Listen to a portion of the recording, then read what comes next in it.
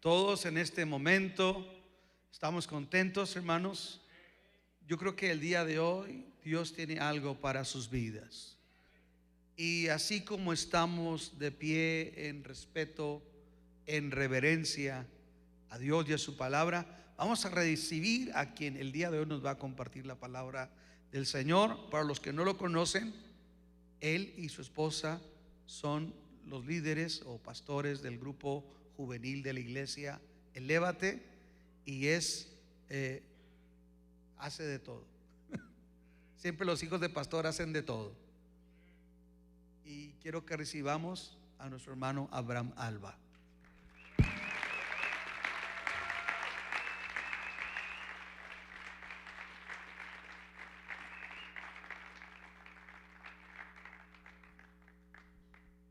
Dios los bendiga. ¿Cómo están? Le dije a Dios que me toque predicar cuando estoy enfermo para que se me escuche voz de hombre. Y sí, mire, disculpe si ando un poco afónico, tengo unos cuantos días con tos. Si me agarra la tos también, discúlpeme. Si se me da algo para allá, me lo guardan y me lo regresan al final de la reunión. ¿Les parece si comenzamos? Si me puede acompañar con sus Biblias en el Salmo 1.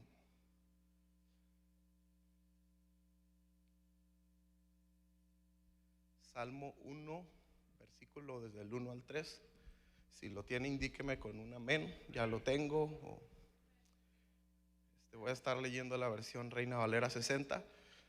Y dice: bienaventurado el varón que no anduvo en consejo de malos, ni estuvo en camino de pecadores, ni en silla de escarnecedores se ha sentado, sino que en la ley de Jehová está su delicia, y en su ley medita de día y de noche. Será como árbol plantado junto a corrientes de aguas, que da su fruto a su tiempo, y su hoja no cae, y todo lo que hace prospera.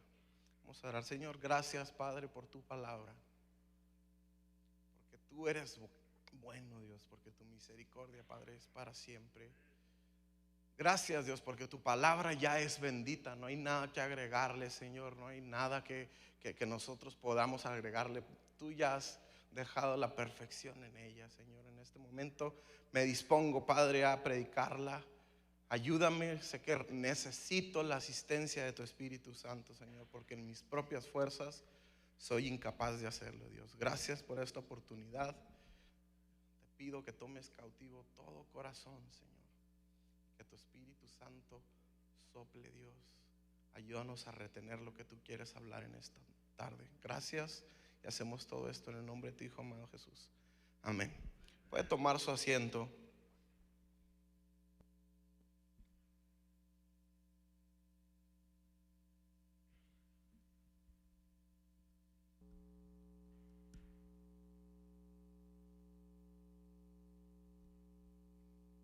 Este salmo es considerado como la introducción de toda la colección de salmos que tenemos, que son 150 como nos aparecen en la Biblia.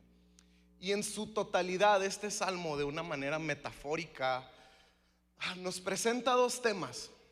El primero es el hombre justo, en contraste o en comparación con el hombre malo. Y el segundo es la importancia de la ley, la palabra de Dios.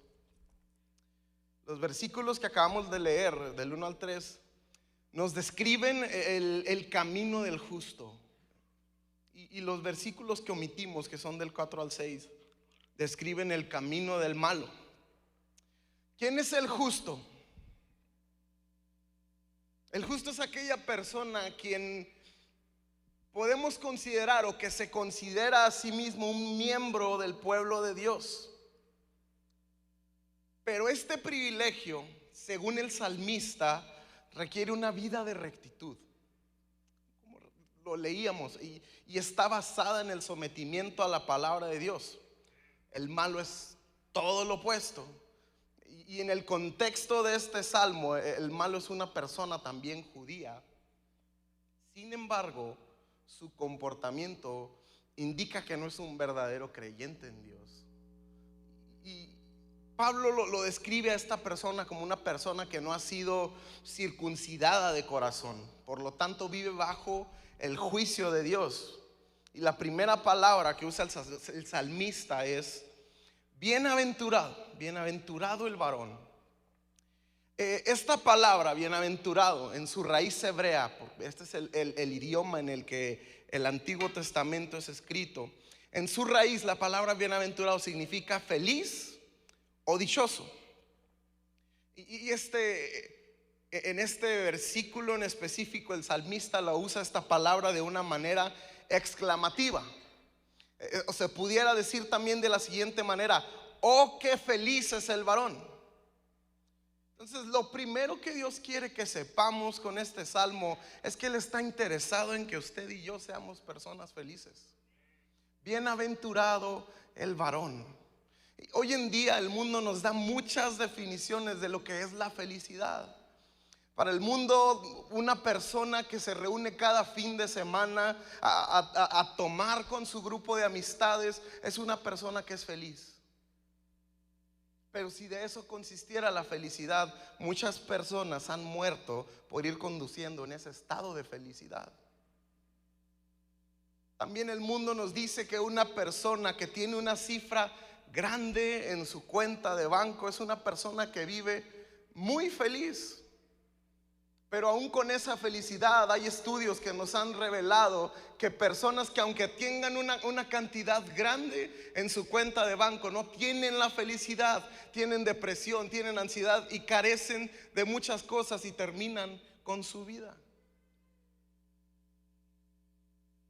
Para muchos la felicidad es acostarse con muchas personas, para otros es tener la cochera llena de los carros de sus sueños. En fin,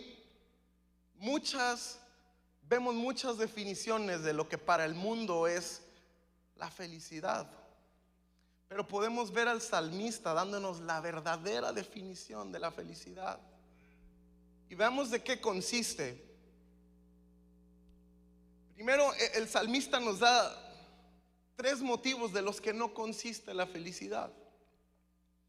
Entonces, la palabra bienaventurado, decíamos, en su raíz hebrea se deriva de una palabra que quiere decir ser recto. Ser recto. Así es que si tenemos esto en mente, lo que el salmista nos está diciendo es que la felicidad del ser humano recae en el vivir una vida recta, una vida derecha, porque esta vida está libre de tropiezos, tiene una conciencia tranquila, tiene una conciencia y una vida libre de todo lo que va en contra de la verdadera felicidad. Y de cierta manera Satanás nos ofrece, este mundo nos ofrece una felicidad también, pero es una felicidad falsa, es una felicidad ficticia que no es permanente. Dura poco tiempo, también está basada en lo que va en contra de la palabra de Dios. Y por último, esta felicidad trae una serie de malas consecuencias, no solamente físicas, sino emocionales y no se diga espirituales. Si quisiéramos ver la raíz de la verdadera felicidad, podemos ver algunos textos que el salmista emplea esta misma palabra. En el Salmo 32, 1 al 2 dice: bienaventurado aquel cuya transgresión ha sido perdonada. El salmista está diciendo: oh, qué feliz es aquella persona cuya transgresión ha sido perdonada. Dice en el 2: bienaventurado el hombre, o qué feliz es el hombre a quien Jehová no culpa de iniquidad. Deuteronomio 33, 29 dice: bienaventurado tú, oh Israel, pueblo salvo por Jehová. Salmo 33, 12: bienaventurada la nación cuyo Dios es Jehová. Salmo 2, 12: bienaventurados todos los que en él confían. Job 5, 17: bienaventurado es el hombre a quien Dios castiga. Es que si leemos estos versículos, cuando yo leía estos versículos, podía entender por qué es que Pablo exclama: bendito sea el Dios y Padre de nuestro Señor Jesucristo, que nos ha bendecido con toda bendición espiritual. Cuando el salmista usa la palabra varón, se está refiriendo a uno que se distingue de entre muchos. Bienaventurado es el varón, bienaventurada es la persona, oh qué feliz es la persona.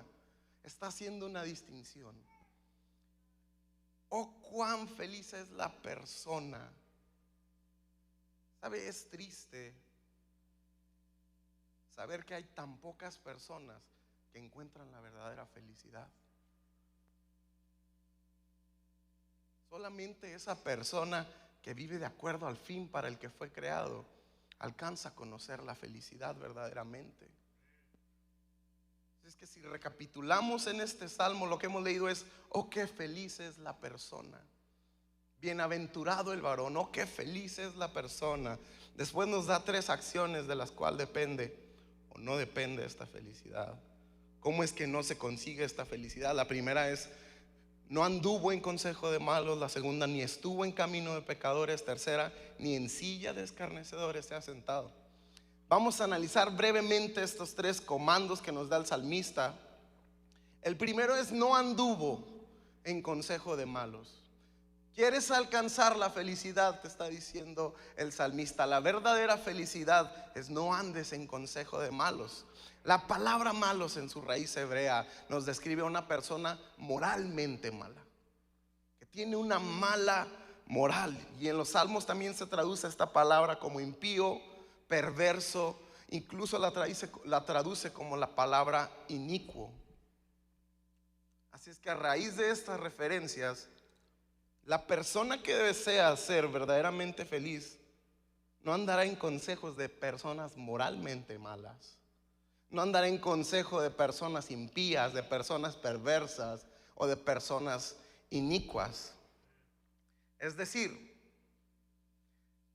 si usted está atravesando un momento de dificultad, un momento que se le ha salido de las manos, ya no sabe qué hacer y usted necesita un consejo, hermano, no vaya con su compadre. Hermana, no vaya con su comadre. Muy probablemente ellos le van a decir lo que usted quiere escuchar. Y eso muchas veces es lo que nosotros queremos.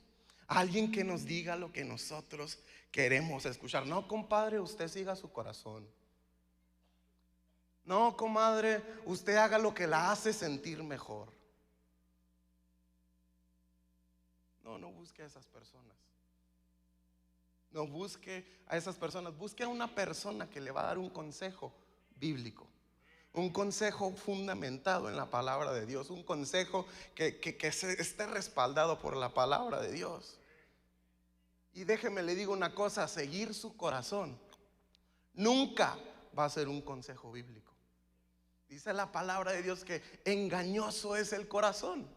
¿Quién lo conocerá? Jamás va a ser un consejo bíblico. Haga lo que la haga sentir mejor. Eso tampoco es un consejo bíblico. ¿Acaso poner la otra mejilla es algo que te hace sentir mejor? ¿Ven por qué las bienaventuranzas de Jesús es algo que es difícil de seguir? Porque van en contra de lo que a nosotros nos hace sentir mejor.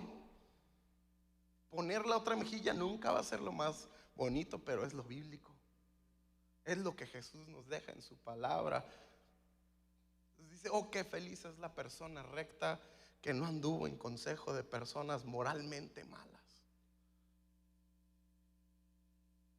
El verbo que usa aquí, que es la palabra andar, no anduvo, esta palabra significa proceder o vivir.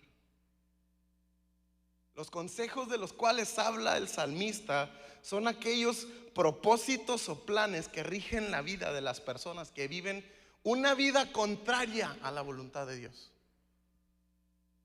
El salmista está diciendo: una persona, qué feliz es la persona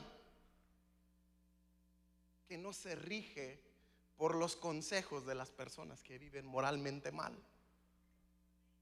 Luego dice: ni estuvo en camino de pecadores. Esta palabra estuvo se deriva del verbo permanecer o estar parado. Por lo tanto, aquí el salmista nos está diciendo es: la persona feliz no permanece en caminos transitados por pecadores. Ahora tenemos que definir la palabra pecador. Sabemos que pecado es errar al blanco. Según el Antiguo Testamento, se le consideraba pecador a la persona que iba en contra de la voluntad de Dios. ¿Y qué era la voluntad de Dios en el Antiguo Testamento? La ley de Dios. Dios le dio su ley a su pueblo para que hicieran su voluntad. Toda la persona que fuera en contra de esta ley era considerado pecador. Es esta persona a la que está refiriéndose el salmista. Toda persona que va en contra de la ley de Dios, esos consejos no tienes que escuchar. Hoy en día toda persona que quiere ir en contra de la palabra de Dios en su totalidad, no solamente de la ley, sino de toda la palabra de Dios, a esta persona está describiendo el salmista. Nos está diciendo qué feliz es la persona recta que no se rige por el consejo de personas moralmente mal, que viven apartados de la voluntad de Dios. Dice, tampoco ha permanecido en el camino transitado por las personas que quebrantan la palabra de Dios. Estos bienaventurados, estas personas felices que hasta ahorita ha descrito el salmista, son personas que le temen tanto a Dios que procuran no frecuentar los lugares que frecuentan las personas que no viven conforme a su voluntad. Existe un distintivo entre los bienaventurados y los pecadores que quieren ir en contra de la voluntad de Dios. Y la última descripción que nos da es: ni en silla de escarnecedores se ha sentado. ¿Cuál es la persona escarnecedora? Es la que se burla de la religión, la persona que se burla de la fe en Dios, que se burla de la vida piadosa y justa que nos debe de distinguir a los demás. La persona escarnecedora hace mofa de las personas que intentan vivir en santidad. ¿Alguien le ha dicho a usted una vez: ay, no seas santurrón? Eso es un escarnecedor. ¿Alguna vez alguien le ha dicho a usted: santo, aleluya? Eso es una persona escarnecedora. El salmista nos está diciendo que ese es otro distintivo de las personas felices, personas que no hacen burla de lo sagrado de Dios. No toman consejo de las personas moralmente mal, no permanecen en el camino de personas que quebrantan la palabra de Dios, y tampoco se burlan de lo sagrado de Dios. Ahora, una vez que el salmista describe al hombre justo en términos negativos, después lo va a describir en términos positivos, porque a los verdaderos hijos de Dios no solamente nos distingue lo que hemos dejado de hacer. A los verdaderos hijos de Dios nos distingue lo que hemos empezado a hacer de ahora en adelante. A partir del momento en el que Jesús te alcanzó, el momento en el que fuiste salvo, no solamente empiezas a dejar de hacer cosas, sino que ahora empiezas a hacer otras. Ese es el evangelio completo, iglesia. Mucha gente se ha apartado de la iglesia solamente porque les dicen: no hagas esto, no hagas esto, no hagas esto, no hagas esto, no hagas esto, no hagas esto. El evangelio de los nos. Y olvidan decirles que si podemos gozar de Dios, qué privilegios, qué promesas tenemos en Dios. Entonces aquí el salmista le dice: aquí no vas a encontrar la felicidad. Pero déjame, ahora sí te digo dónde sí la vas a encontrar. El versículo dice: sino que en la ley de Jehová está su delicia. En la ley de Jehová encuentra deleite. Según el versículo 1 que leíamos ahorita, muy probablemente antes esta persona se deleitaba en las cosas del mundo, pero ahora su deleite se encuentra en la palabra de Dios. ¿Sabe una cosa? Hambre espiritual es uno de los distintivos de las personas que han nacido de nuevo. Hambre espiritual es uno de los distintivos de las personas que se han cansado de llevar una vida alejada de Dios, de vivir una vida que crees tener rumbo pero no avanzas. Hambre espiritual es el distintivo más grande de los verdaderos hijos de Dios. ¿Y qué mejor lugar para saciar nuestra hambre espiritual que en la palabra de Dios? ¿Qué mejor lugar para saciar nuestra hambre espiritual que en la palabra del Creador? En la palabra de nuestro Dios. Dice: en la ley de Jehová encuentra su delicia. En la ley de Jehová encuentra lo más deseado. En la ley de Jehová encuentra lo más placentero. Y en su ley medita de día y de noche. Iglesia, ¿alguien ama la palabra de Dios? Lo voy a preguntar de nuevo. ¿Alguien ama la palabra de Dios? ¿Sabe? Con mucho respeto, pero el amar la palabra de Dios no es solamente tener un libro en la casa o en el carro como si fuera nuestro amuleto de la suerte, porque es fácil decir que amamos la palabra de Dios. Es fácil decir que amamos la palabra, pero la verdadera pregunta sería si nuestros hechos lo demuestran. Si nuestros hechos demuestran que nosotros amamos la palabra de Dios. El verbo meditar significa murmurar o hablar. La meditación del judío, al contrario de lo que hoy conocemos como meditación, un momento de silencio en el que ponemos nuestra mente en blanco, ponemos nuestros dos deditos así y empezamos a pensar. Esa no era la meditación del judío. La meditación del judío en la palabra de Dios, en la ley de Dios, era todo lo contrario. Estas personas recitaban, leían la Biblia en voz alta con el propósito de concentrarse y exprimir el significado del texto. Esa era la meditación del judío en la ley de Dios. Recitar la palabra en voz alta. Yo tengo que pedirle perdón a Stephanie porque cada que ella lee la Biblia lo hace en voz alta. Y si yo estoy haciendo una tarea, pues yo le digo: hey, lee en voz baja. Me dice: perdón, es que así me puedo enfocar más. Stephanie, perdón, mi amor. Ella está verdaderamente meditando en la palabra de Dios. Perdón, he sido un tonto. No me dejes, por favor.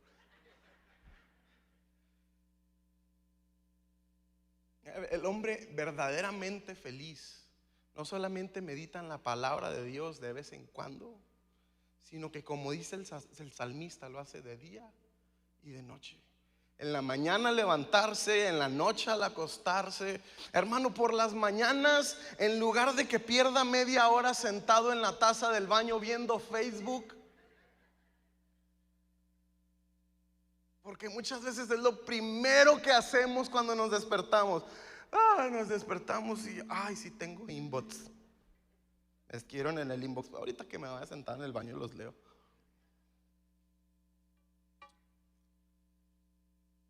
En vez de que pierda media hora sentado en el Facebook, en el Instagram. Bueno, ya hay hermanas grandes que hasta TikTok tienen. Mejor abra la palabra de Dios. Mejor abra la palabra de Dios. Medite en ella, estúdiela, busque comentarios, llene el inbox del pastor de preguntas bíblicas que no entienda. Pero en lugar de estar perdiendo el tiempo en algo que no edifica, en lugar de estar perdiendo el tiempo en cosas que para nada aprovechan, mejor abra la palabra de Dios.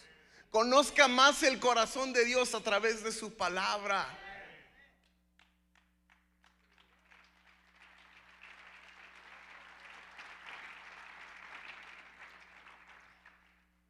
Cuando Dios llamó a Josué a liderar al pueblo de Israel, Dios le ordena llevar una vida de meditación en la palabra.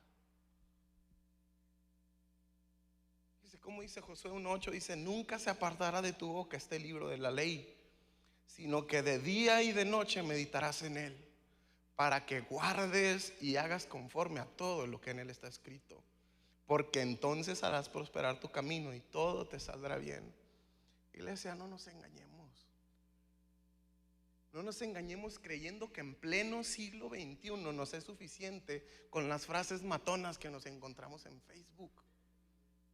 No nos engañemos creyendo que nos es suficiente para una vida de alimento espiritual, creyendo que las fotos que nos mandan con versículos y la cara de Piolín es suficiente. Creemos que eso es ya leer la palabra de Dios. Hacemos grupos que se llaman los versículos de Piolín. De repente pone uno ahí: ¿a qué venimos? No, ese no estaba en la Biblia, ¿verdad? Dicen. Hoy más que nunca es de suma importancia, es vital meditar en la palabra de Dios. Porque hoy hay un mundo de tanto pecado que nos rodea. Necesitamos meditar en la palabra de Dios, iglesia. Versículo 3, viene la promesa de Dios. Será como árbol plantado junto a corrientes de aguas. Llámame atención que el salmista usa la palabra árbol y no dice una planta. Porque esto nos hace saber a nosotros la solidez y el arraigo. Una semilla que logra pasar de planta a árbol nos habla de solidez y estabilidad. De la misma manera, una persona que encuentra su delicia y medita diariamente en la palabra de Dios es sólida y estable. Es sólida y estable. Les digo, llámame atención que usa la palabra árbol plantado. No usa la palabra semilla sembrada.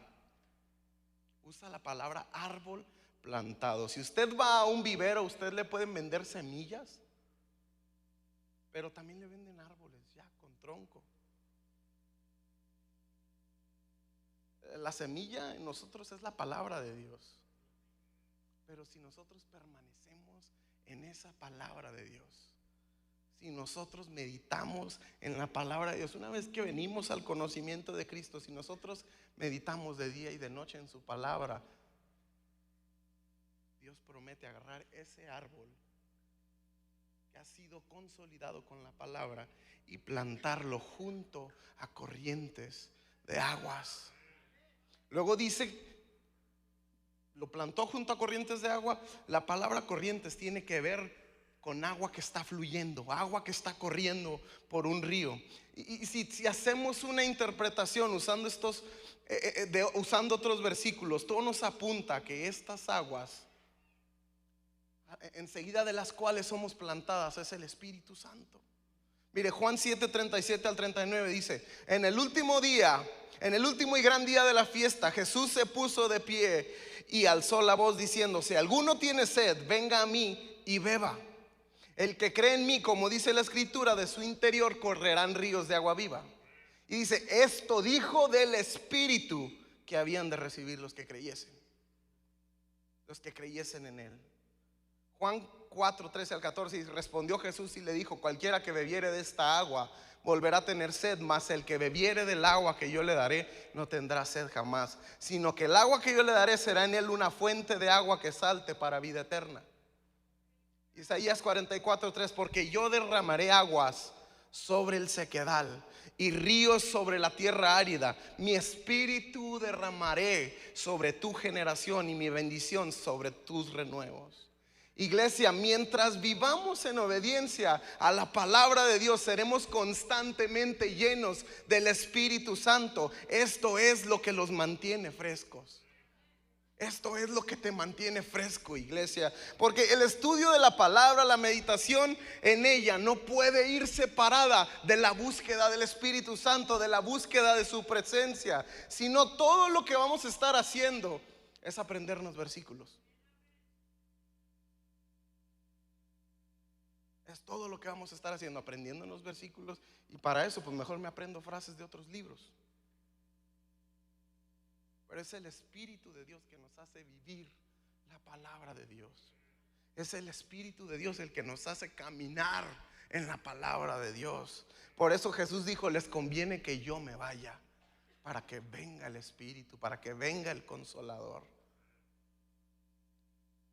Continúa diciendo que este árbol que ha sido plantado junto a corrientes de agua, dice, da su fruto a su tiempo. Iglesia, la meta del labrador es que demos ese fruto espiritual. Y mientras más meditemos en su palabra, mientras más seamos llenos de su espíritu, más fruto espiritual vamos a dar. Más nos vamos a parecer a Jesús, más vamos a parecer hijos de Dios. Podemos hacer un contraste con los fariseos. Estas personas conocían la ley de pies a cabeza. Sin embargo, Juan los reprende por no dar fruto. Mira, mejor que den frutos dignos de arrepentimiento, les dijo Juan. Juan los reprende porque no dan fruto. Personas que conocían la ley. En este tiempo serían personas que leen la palabra de Dios, pero no dan fruto. Sus acciones no son congruentes a lo que creen. Sus acciones no son congruentes a lo que leen. Estas personas leían la palabra de Dios, la ley, pero no meditaban en ella. No se encarnaba en ellos esta palabra. Sus acciones no eran congruentes. Jesús dijo: los he llamado para que lleven fruto y para que su fruto permanezca. Iglesia, solo lo que está arraigado junto a corrientes de agua puede permanecer. Solo lo que está arraigado, solo lo que está plantado junto a corrientes de agua, solo lo que está arraigado en la palabra y en el Espíritu de Dios puede permanecer. Nada más puede permanecer. Nada más. Por eso es la importancia de meditar en su palabra y buscar su presencia para ser llenos de su Espíritu. Lo continúa diciendo: y su hoja no cae. Si puedes ayudar, Ray, por favor.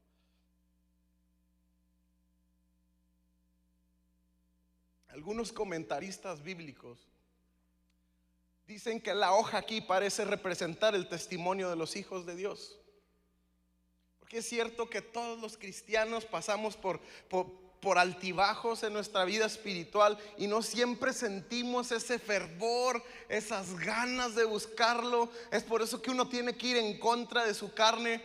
Sin embargo, aún en esos momentos de sequedad espiritual, el cristiano que medita en la palabra de Dios mantiene vivo su testimonio. ¿Por qué?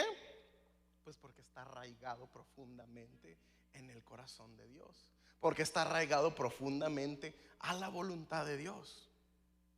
Es en su palabra donde Él siembra convicciones en mi vida. Es en su palabra donde Él siembra convicciones en mi corazón. Su hoja no cae. Caer realmente está hablando de que la hoja no se marchita. Es decir, mantiene vivo, se mantiene vivo. Vamos a ponernos de pie, iglesia.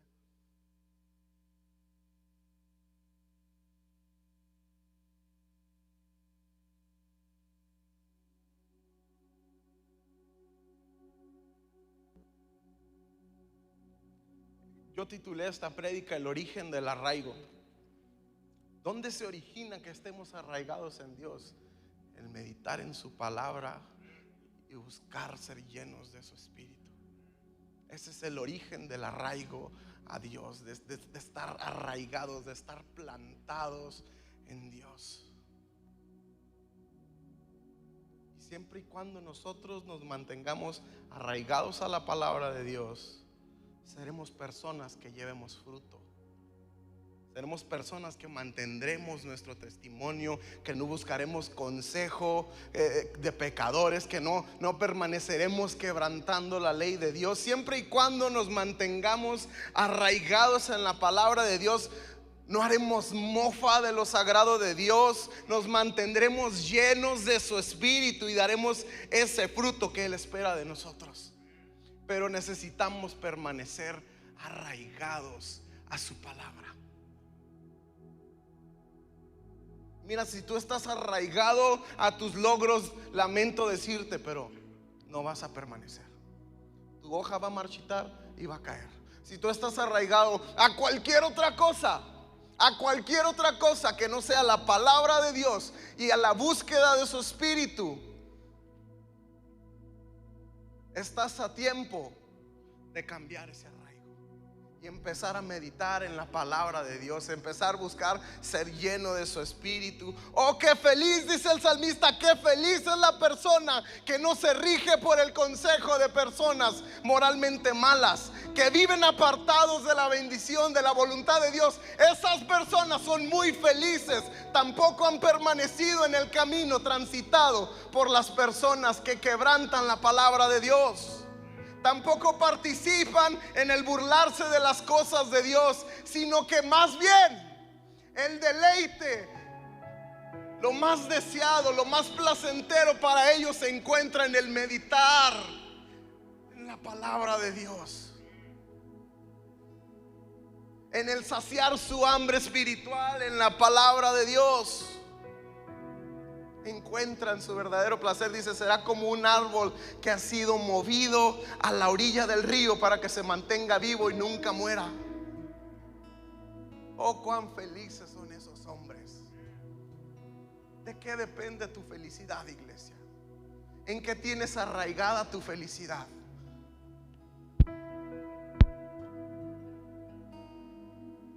Aunque dije esto la vez pasada que prediqué, quiero decírtelo una vez más.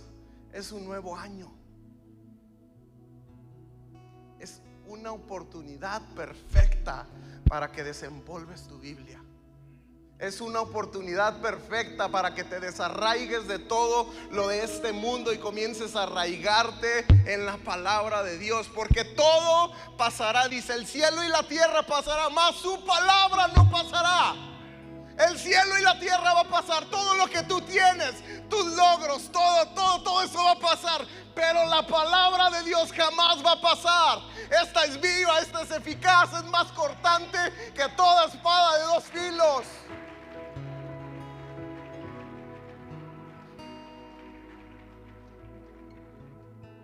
Es tiempo de desempolvar la palabra de Dios, iglesia. Es tiempo de comenzar a hojearla. Es tiempo de meditar en ella. Es tiempo de encarnarla. Es tiempo de empezar a caminar por sus principios.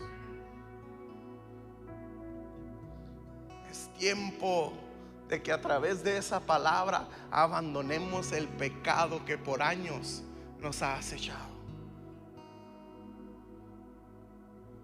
Este salmo termina diciendo que la persona que encuentra esta felicidad, dice, todo lo que hace prospera.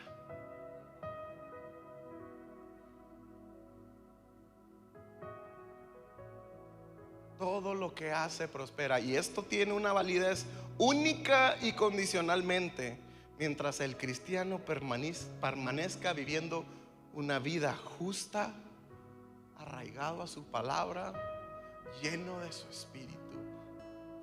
Iglesia, quiero hacer un altar el día de hoy.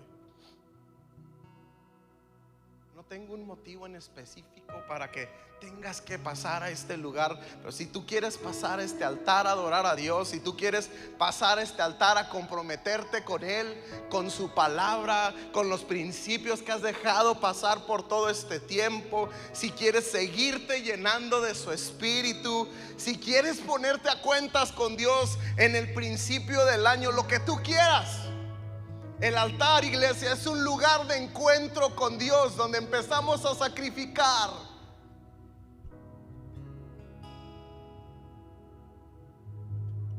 Es que si tú eres una de estas personas, iglesia, el altar está abierto.